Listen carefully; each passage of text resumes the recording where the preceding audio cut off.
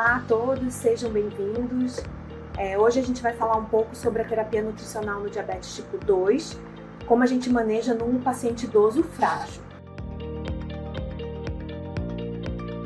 Então, só para trazer uma breve introdução, a gente sabe que a população idosa vem crescendo e, com isso, há aumento da prevalência do diabetes tipo 2. Com dados chegando que a população em 2022, com mais de 65 anos, correspondia a quase 11%. Isso no Brasil. Só que a gente tem uma projeção de um gráfico em J, né, uma curva crescente, com projeção de atingir mais de 1,5 milhão de indivíduos daqui a 25 anos, ou um pouquinho menos, 2050. Então, é importante a gente pensar nessas doenças que têm relação com o envelhecimento, e o diabetes tipo 2 é uma dessas. Entretanto, no paciente idoso, existem algumas particularidades que são relevantes que a gente precisa trazer para o contexto.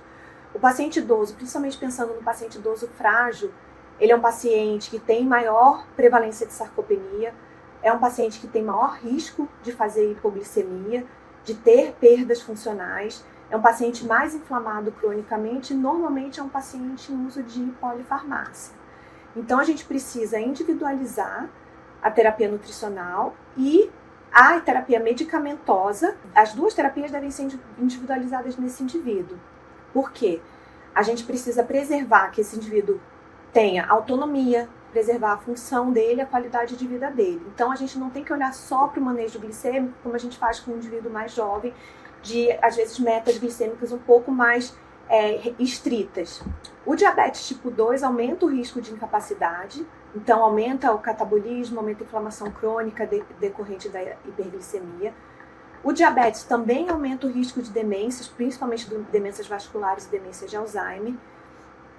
E a hiperglicemia crônica mais a hipoglicemia frequente também vão agravar o declínio cognitivo nesses indivíduos.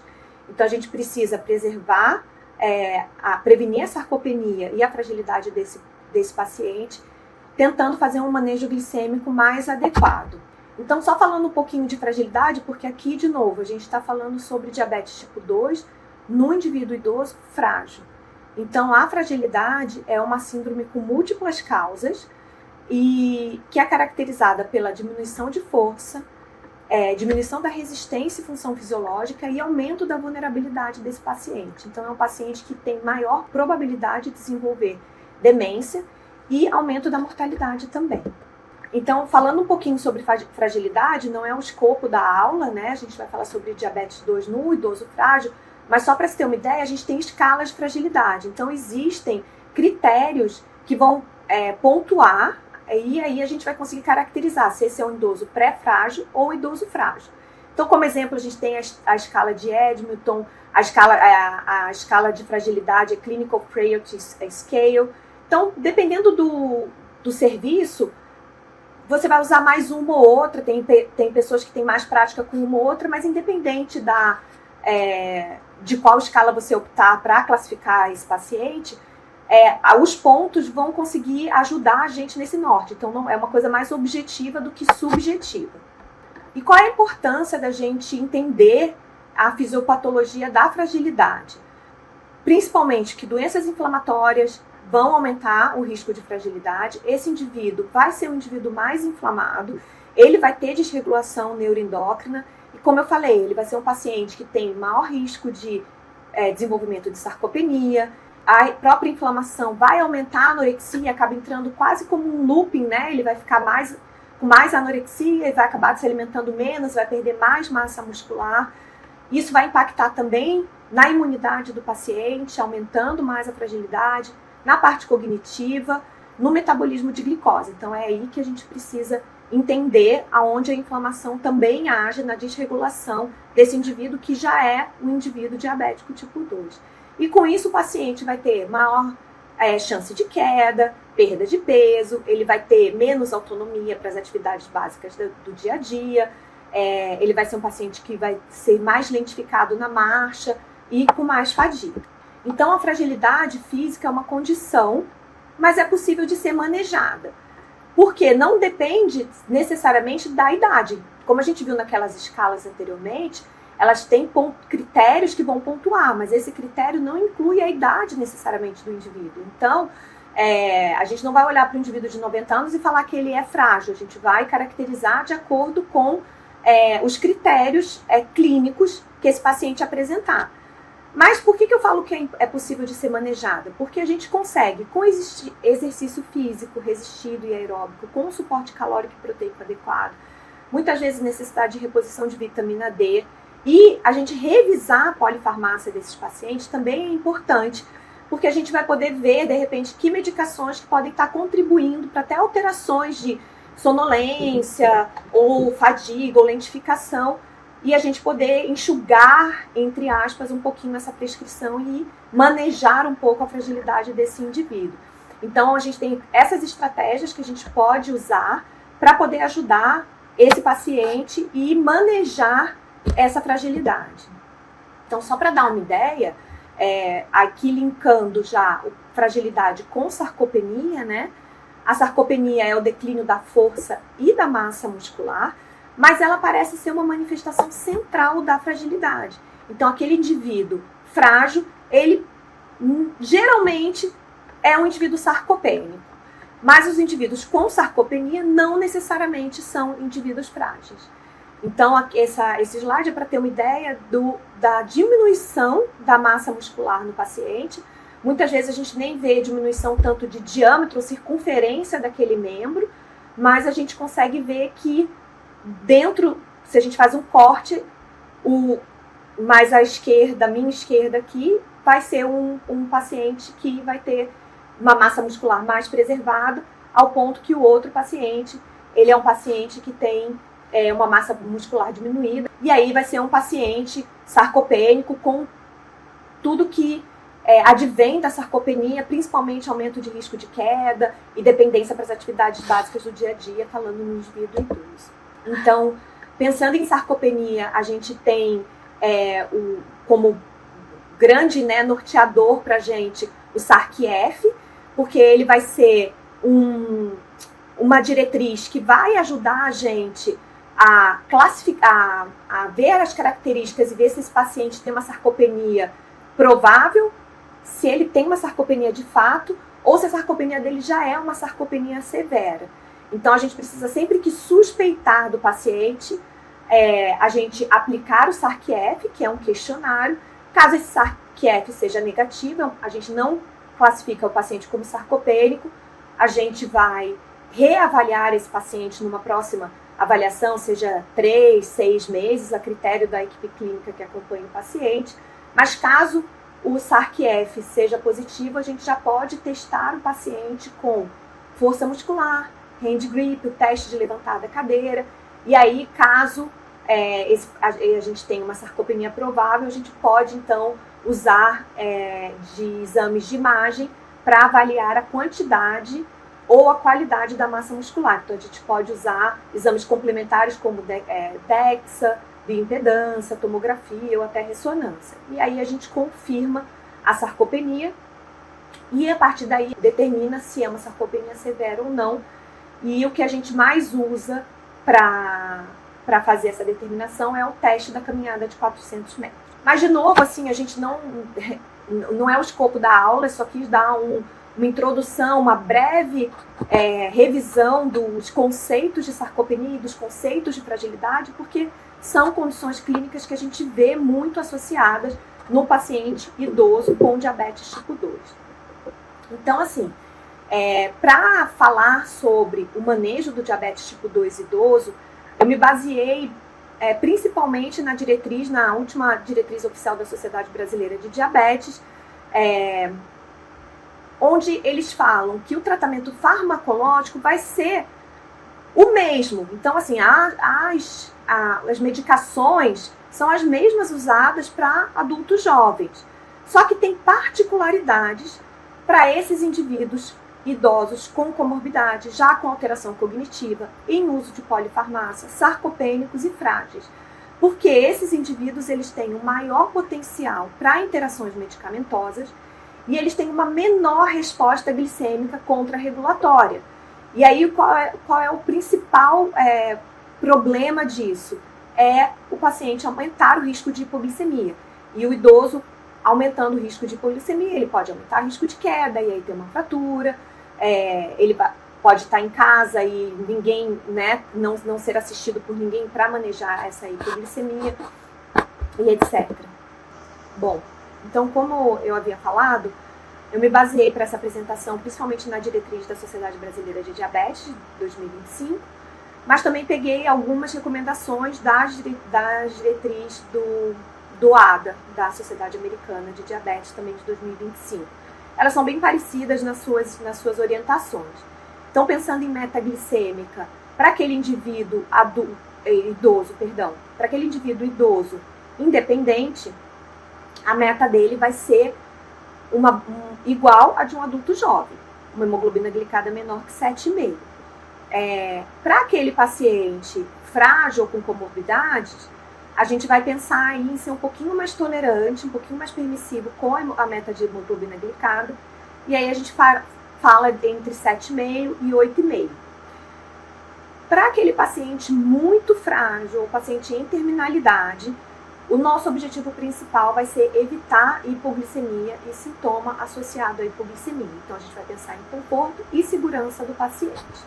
Falando sobre hipoglicemia, né, como eu falei, principalmente para o idoso frágil, que a gente quer evitar a todo custo, a gente tem que olhar para fatores de risco que esse indivíduo pode ter de maior, né, de aumentar a chance desse indivíduo apresentar hipoglicemia.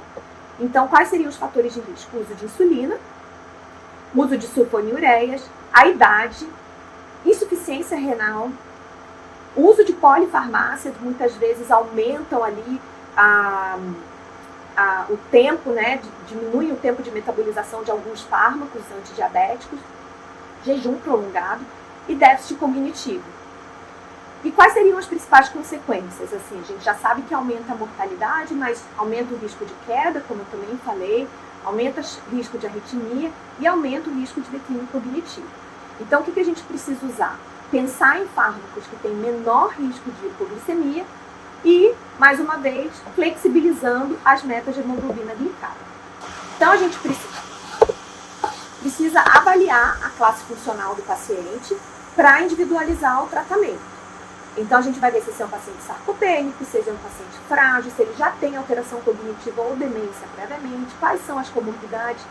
A expectativa de vida desse paciente é muito interessante, porque muitas vezes até a própria família fica questionando, a glicose está alta e tudo, mas já é um paciente com uma baixa expectativa de vida e terminalidade. Então, vamos evitar que esse paciente apresente hipoglicemia e complicações advindas da hipoglicemia, do que ser extremamente rígido no controle glicêmico desse paciente. E como eu falei também já o risco de hipoglicemia. Então essa tabela, ela consegue mostrar pra gente separadamente o paciente, qual é a avaliação que a gente deve fazer e o manejo no paciente idoso com diabetes. Então a gente pensa em indivíduos saudáveis, idosos saudáveis, indivíduos frágeis ou comprometidos e indivíduos muito comprometidos.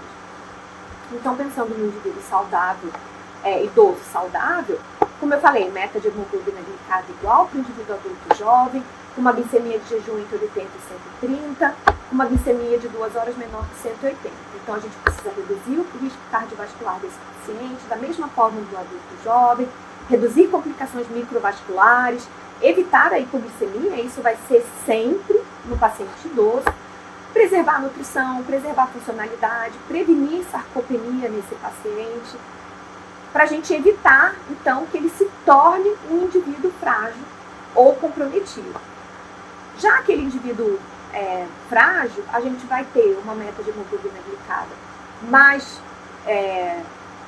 flexível, né? Menor que 8, com uma glicemia de jejum entre 90 e 150, porque a gente vai pensar em dar suporte ao controle glicêmico, evitar hipoglicemias graves que podem levar esse paciente, inclusive, a óbito, otimizar a nutrição, evitar a desidratação desse paciente. Então, assim, a gente precisa ver como está a hidratação do paciente, porque muitas vezes essa hiperglicemia pode, né, ser o suficiente para o paciente desidratar um pouquinho, reabilitar e cuidar desse paciente como um todo. Para aquele indivíduo muito comprometido, que é aquele paciente com expectativa de vida muito curta, pacientes com câncer terminal, pacientes já em cuidado paliativo, ou por causa de câncer com metástase, ou por causa de doenças crônicas irreversíveis, demências graves. Então, esse paciente a gente vai evitar hipoglicemia. A gente até vai querer evitar também a hiperglicemia para não ter os sintomas associados, ou seja, para o paciente não fazer uma poliúria, por exemplo. Mas a gente vai ser muito mais flexível, a gente não vai olhar tanto para a hemoglobina glicada e sim para a glicemia de jejum. Então, a gente vai pensar numa glicemia de jejum menor que 180, porque, como eu falei, a gente quer evitar que esse paciente apresente desnutrição, evitar que ele apresente hipoglicemia e evitar que ele desidrate. Então, a gente vai otimizar o conforto para esse paciente. Lembrando que ele já é um paciente, né, de manejo paliativo, por causa da doença de base, não por causa do diabetes. Tá? Então, pensando no paciente frágil ou comprometido, a gente vai, se o paciente tiver uma hemoglobina glicada menor do que 10, a gente vai olhar para o IMC para a gente fazer a escolha da medicação, qual vai ser o manejo terapêutico medicamentoso que a gente vai aplicar para esse paciente. Então, o paciente que for com IMC mais baixo, de repente a gente vai evitar uma medicação que pode acarretar com maior perda de peso, né? Então, às vezes uma metformina não vai ser tão adequado para esse paciente como vai ser o inibidor de DPP-4, uma glicazida. A gente pode até usar uma dose baixa de metformina, considerar o esquema de insulina basal bolo. Para aquele paciente já com IMC mais aumentado, aí a gente pode pensar, de novo, na metformina, no inibidor de DPP-4, como primeira escolha, mas depois a gente já pode escalonar, caso tiver contraindicação as duas primeiras, ou que a gente precise acrescentar novas drogas, pensar no inibidor de SGLT2, pensar num análogo de GLP-1, principalmente para aqueles pacientes com IMC mais elevado. E até chegar à necessidade de insulinização desse paciente, caso as metas glicêmicas não forem atingidas, e aí a gente vai titular, a gente pode fazer tanto o esquema de insulina basal, ou combinar uma insulina basal bolo, ou até fazer uma insulina fixa e mais um análogo de GLP-1.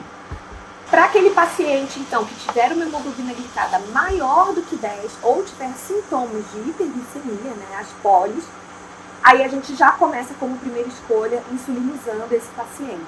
E aí a gente vai entrar com insulina basal, e aí depois, como alternativa, a gente pode até já acrescentar uma metformina logo que insulinizar o paciente, ou a gente pode fazer combinações com o análogo de GLP-1, ou passar para esquemas de insulina basal e bolos.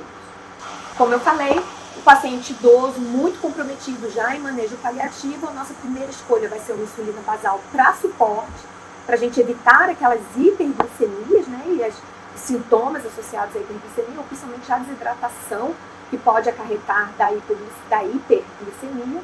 E se as metas, assim, se a gente não conseguir mesmo assim, às vezes esse paciente está em uso de doses muito altas de corticoide para manejo de alguns sintomas, aí a gente pode titular a dose de insulina também. E aí, como que a gente vai avaliar esse paciente, né, como um todo, assim? A gente pensou na avaliação no contexto da fragilidade, a gente pensou em quais vão ser as estratégias medicamentosas que a gente vai usar, a primeira escolha, segunda escolha, caso as metas não forem atingidas, mas a gente precisa avaliar esse paciente. Então é importante que a gente avalie o paciente do ponto de vista funcional, com as escalas de fragilidade, as que vocês mais tiverem hábito de usar, ou que o serviço tiver como hábito de usar, o desempenho físico e a autonomia para as atividades de vida diária. A gente pode fazer uma avaliação nutricional desse paciente, então avaliar o IMC, avaliar a composição corporal, avaliar o percentual da perda de peso, isso é muito importante naquele idoso que perdeu muito peso muito rápido, e avaliar principalmente a massa magra, caso a gente consiga fazer algum exame complementar, ou com medidas ou bioimpedância, e avaliação de força com hand grip. Avaliação metabólica, então a gente vai ver a hemoglobina glicada, ter um controle de glicemias capilares, né, pré-refeição e pós, quando for indicado, ver albumina, creatinina, porque, como eu falei, a gente precisa saber como é a função renal desse paciente, né, para a gente poder fazer o ajuste de medicação adequada e a função hepática. E aí a gente pode até incluir esse paciente nas escalas de risco nutricional, que assim, não é o escopo dessa aula, mas a gente tem diversas escalas de risco nutricional para avaliar a gravidade desse paciente do ponto de vista nutricional. E aí, pensando na terapia nutricional no idoso com diabetes tipo 2, a dieta vai ser a terapia para aquele paciente idoso muito frágil. Então, a gente vai sempre preferir que esse paciente seja alimentado via oral.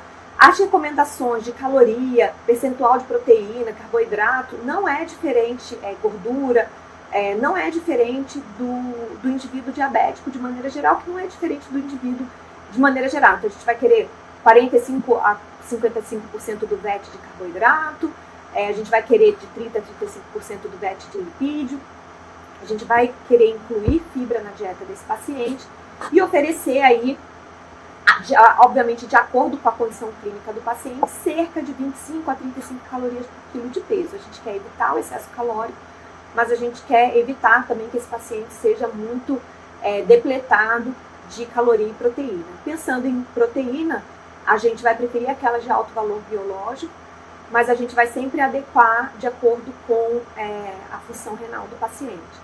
Então, a gente pode chegar até 1,5 grama de proteína, 1,5 grama de proteína por quilo de peso, se o paciente for sarcopênico, mas a gente precisa sempre ficar de olho na função renal. E aí a gente tem múltiplas estratégias nutricionais que a gente pode usar durante a terapia nutricional, o manejo da terapia nutricional, porque muitas vezes a proteína para o paciente idoso, frágil, é o que é mais difícil, porque é mais difícil de mastigar, é mais difícil dele se alimentar, comprar ou preparar. Então a gente pode às vezes usar os suplementos alimentares para ajudar nesse manejo nutricional, caso a ingesta oral não seja adequada. A gente vai evitar, como eu falei, perda de massa magra, então por isso que é importante a gente ter esse olhar para a proteína. Muitas vezes o paciente idoso, ele é um paciente que não come muita proteína, então a gente precisa sempre olhar para isso, porque a gente quer evitar a perda de massa magra e a gente vai, obviamente, somar a estratégia nutricional, a estratégia que for possível em termos de atividade física, fisioterapia e etc. Então a gente vai sempre reavaliar o paciente do ponto de vista de manejo nutricional e medicamentoso, porque faz parte do tratamento a gente fazer esses ajustes. Às vezes o paciente que muda a condição clínica de uma hora para outra, a gente precisa sempre olhar, avaliar, como eu falei, as glicemias pré-prandiais ao deitar e pós-prandiais quando adequado, pesar o paciente, ver balanço hídrico, ver sintomas gastrointestinais. Às vezes ele faz uso de alguma medicação que cursa com muita diarreia, é um paciente que vai ter mais chance de desidratar, revisar sempre esse ajuste calórico e proteico e ajustar a terapia medicamentosa conforme a evolução clínica desse paciente. Então, para terminar, sempre importante a gente lembrar que o diabetes aumenta o risco de sarcopenia até 55% e aumenta o risco de incapacidade no paciente. A sarcopenia costuma ser a manifestação central da fragilidade e o foco da terapia no idoso frágil diabético é preservar a autonomia e a qualidade de vida. A gente precisa evitar eventos adversos. Óbvio que a gente vai querer controlar a glicemia desse paciente, mas a gente quer evitar eventos adversos e evitar sintomas relacionados e complicações relacionadas à hipoglicemia. Então a gente precisa equilibrar o controle glicêmico individualizado, segurança e prevenção da hipoglicemia, garantir a funcionalidade e autonomia desse paciente e a qualidade de vida desse paciente. A gente sempre deve centrar o nosso tratamento no paciente. Ele é um paciente que deve ser a terapêutica toda dele deve ser muito individualizada e a gente deve revisar e ter atenção nessa revisão periodicamente. Muito obrigada pela atenção de todos. Até a próxima.